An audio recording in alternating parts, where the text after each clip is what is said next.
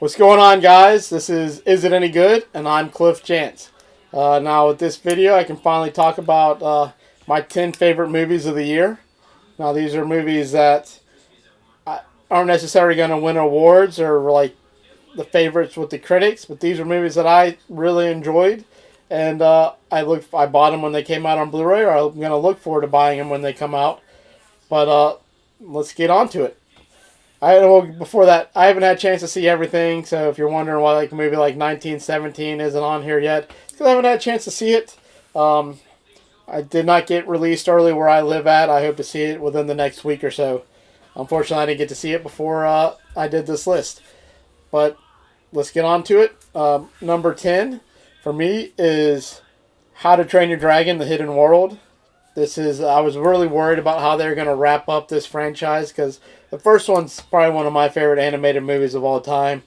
And I was just worried how they were going to do it, but now that this come out, I can tell you it's probably my favorite trilogy of the decade. They just did a great job with it. All the original voice actors do great with their performances. It has a very good villain in this movie. The story is very well done. And then just the end. I really enjoyed the end. It brought a big smile onto my face the way they ended this franchise.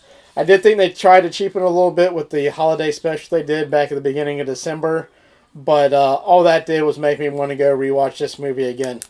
And, there's not enough I can say about it. I really enjoyed this movie. Number 9 is Joker.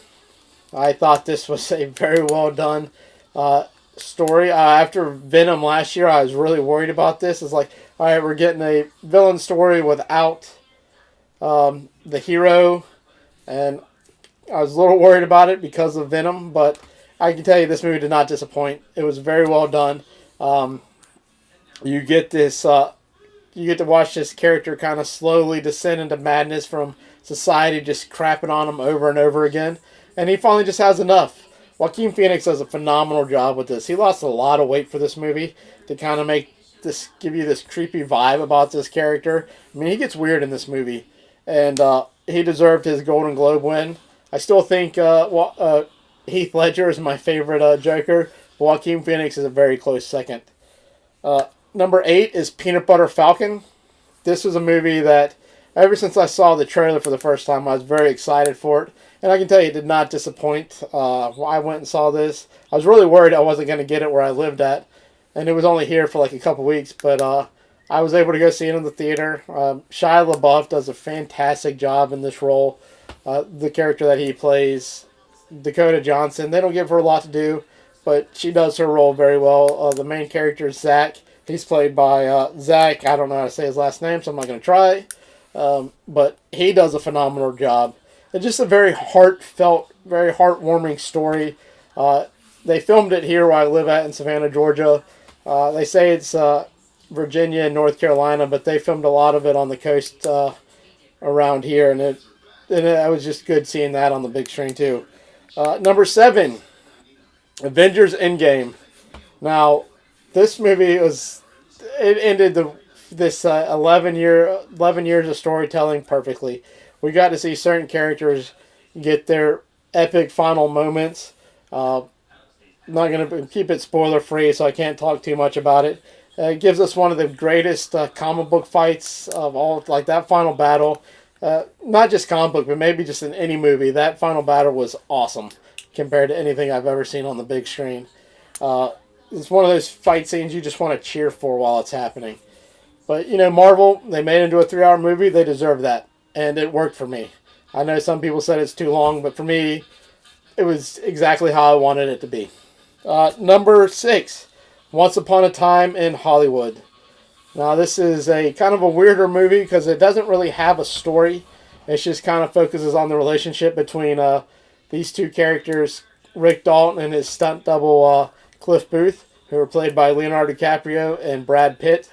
It's kind of sold as a story of the Charles Manson's killings of Sharon Tate, but that's really like such a small part of this movie, except for like maybe the last 30 minutes. Like, Margot Robbie does great as Sharon Tate, but really and truly she doesn't need to be in this movie at all. That's just my feel of it.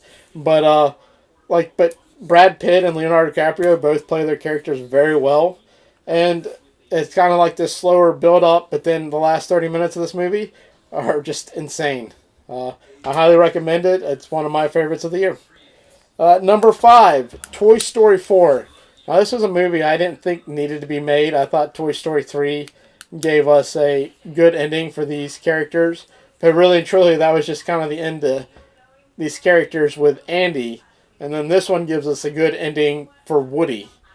And it's one of those movies that kind of hits you in all the emotions, like most Pixar movies does.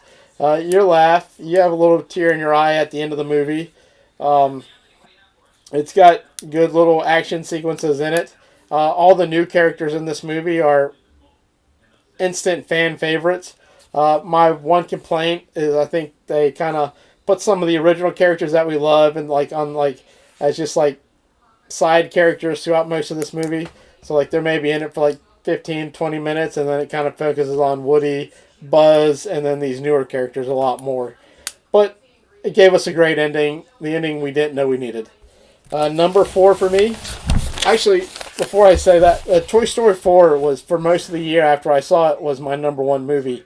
And then October and November happened and completely filled out my top 4 spots.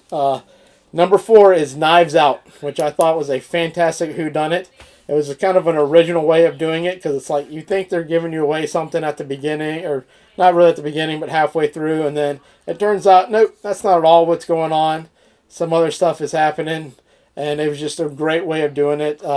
And then the characters in this movie, I think this movie is going to be rewatchable because of the characters and how they interact with one another. Like normally with movies with twists and turns like this, once you know them, it's kind of hard to watch it again. But I think the interaction of these characters will make it rewatchable movie.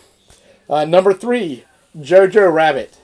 Now this is a movie that like I was uncertain about. It's directed by Taika Waititi, and he did Thor Ragnarok and knocked that out of the park. But this is a very great movie. It was a very awesome movie. Performance in this movie, you have Sam Rockwell, who is one of my, between this and Richard Jewell, is one of my favorite performers of the year. You had Scarlett Johansson as the main character's mother. Even the little kids in this movie, I don't know their names off the top of my head, but like two of the little kids in this movie, they were hilarious. This movie does a great job because it takes place in Nazi Germany, and it's about this little boy who is in Hitler's youth, and his beliefs are kind of shaken up once he discovers his mom was hiding a Jew in their attic, and it's kind of makes him think, wait, maybe everything that I'm believing right now isn't the right way. And it's just told in a very great way. It's a comedy, but since it is taking place during a very dark time in Germany's history, it's told like that. Like there's certain scenes where you're both laughing and kind of terrified for for what you're watching on screen. And the way he was able to do that is just phenomenal. I hope he's able to win something for this movie because Taika Waititi did a phenomenal job. Number 2 is a foreign film. It's Parasite. So I'm sure a lot of you haven't seen it.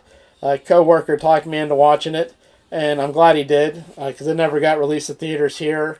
But it is a great movie. Don't let the subtitles scare you away. It's one of those movies, it's like each act is almost like a different style of movie. Like it starts off with kind of like a little bit of a comedy, then a little bit of a family drama, and then the third act is just a straight up horror movie. And it's social commentary throughout the entire thing because it kind of focuses on these two families. One's really rich and one's really poor, and it's like you're just seeing the world from two different points of view with these two different families. It's a phenomenal movie. I mean, it is. I can't talk enough about it. Don't let the subtitles scare you away. See this movie when you get the chance to see it. You won't be disappointed. Now on to my favorite movie of the year, and that's Ford versus Ferrari. I love this movie. I left this theater extremely happy with what I just saw. It's a movie about two guys who are hired by Ford to beat Ferrari, but Ford also wants them to do it their way, which isn't the way that's going to work. So it's about them also not only competing against Ferrari, but it's also competing about the guys that hired them.